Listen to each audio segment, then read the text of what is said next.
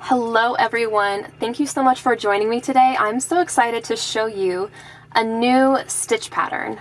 This stitch pattern is going to end up being kind of lacy, and it uses a technique of clustering stitches together in a way that kind of resembles the Jasmine Stitch. And I really enjoy it. It's something I kind of made up on my own, and I want to show it to you today.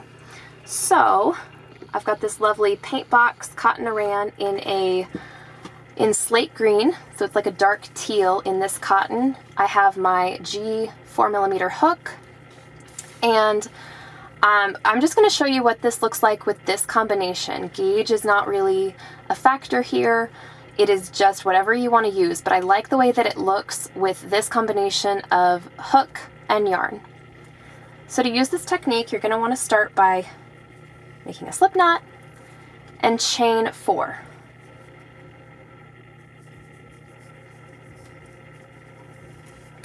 Now what you're going to do is start a triple crochet in the 4th chain from the hook, so the first chain that we did, but we're not going to finish it. Okay, we have 1. Now let's do another one. Let's start it. Okay, and now what I'm going to do is finish all of these together. So this is kind of like a double or a triple crochet 3 together, but we count these chains as the first one. So now I'm going to yarn over and finish them all together, and it creates this cute little leaf or petal shape. This is the basis of what we're doing. We're literally going to repeat this many, many times. So now I'm going to chain 4, 1, 2, 3, 4, and do this again. And I like to work into the back of this stitch, so right here, but you can work into it right here as well. It doesn't really affect the look either way, but we're going to work into the 4th chain from the hook again. Start our triple crochet, start another one, and yarn over and draw it through everything. Alright, so that's the repeat that we're doing. And you're going to want to repeat this as many times as you want for the width of your work, and then add 1 more. Again, this is inspired by the Jasmine Stitch, so if you've tried that, you can probably see where this is going. If you haven't tried this, or if you haven't tried the Jasmine Stitch and you work on this, it might make the Jasmine Stitch easier for you.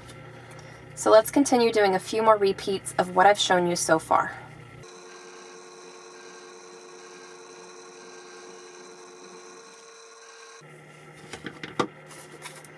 Alright, so far I've done 6 of these repeats, so I'm going to create a piece that is 5 wide, and I needed 1 more, because this is kind of like our turning chain.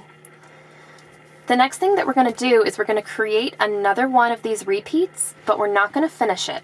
So 1, 2, 3, 4 chains, and then start 2 triple crochets without finishing them, just like we've been doing. But this is where it gets interesting, and this is where it gets a little bit complicated, and where I think the video is really, really helpful. Instead of closing this, we're going to add 2 more triple crochets, again without finishing them, here, and then we're going to add 2 more here. So we're going back a couple of more sections. I'll start here, and this goes really quickly. Okay, so we've got several loops on our hook now. We've got 5. We're going to go 1 more section over and do 2 more.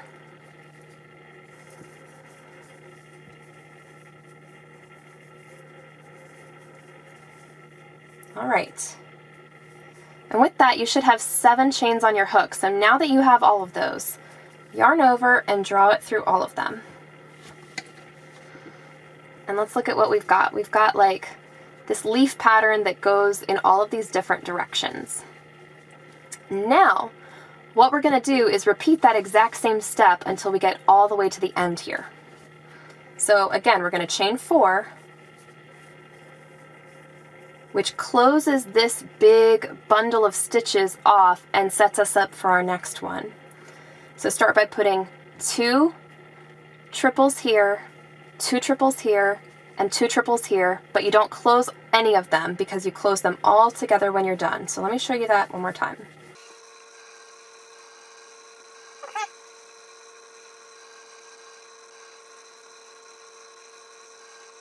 All right, let's finish this.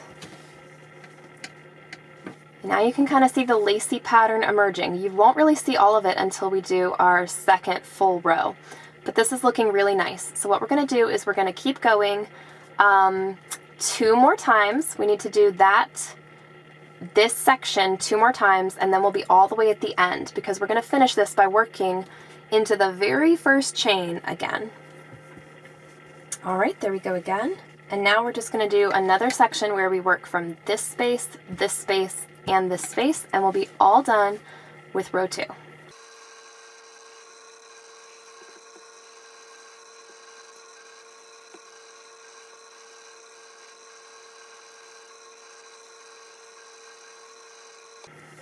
And ta-da! Here is row 2 all finished.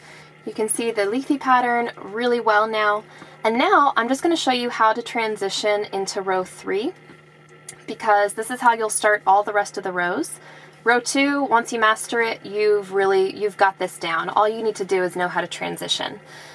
All you need to do is chain 4, which I've already chained 1 because I closed this off. So I'm just going to chain 3 more and work another cluster of these triple crochets. It's like a triple crochet 3 together, counting those chains.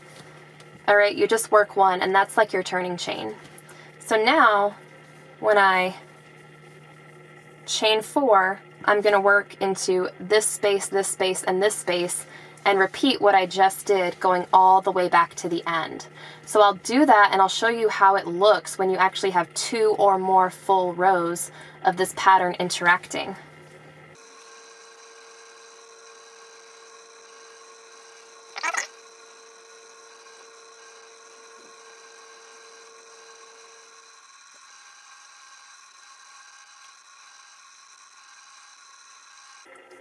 If you're not sure, at the end you're just going to work into this space right here.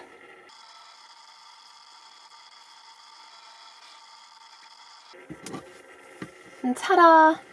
Here's how this looks when it's all done. You start to see a floral shape appear, or something that looks a little bit like a starfish or something. So that's the pattern. You would just keep doing this row after row after row, however many times you wanted to do it. And again, if you look at the Jasmine Stitch, you'll know exactly where this came from. All I really am doing here is I created a new stitch that you could do in the Jasmine Stitch pattern so that it's not puffs. It's more of these flat, 2-dimensional stitches, and it turns out looking more like a lace. So I hope you've enjoyed this. If you make any projects with this or you try it, I would love to hear from you, and I hope you guys have a great rest of your day.